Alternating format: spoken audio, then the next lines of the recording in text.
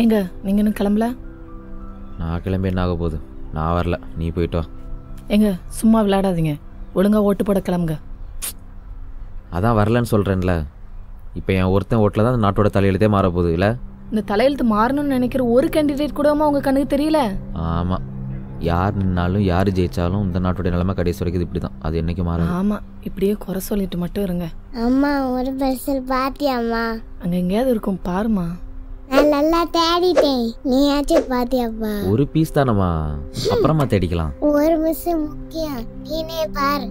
ஒரு ஓட்டுனால அது உங்க உரிமை, அது உங்களுக்கு அசால்ட்டா போச்சுல்ல.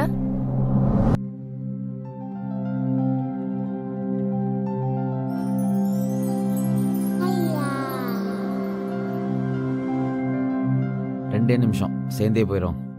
சரி சரி.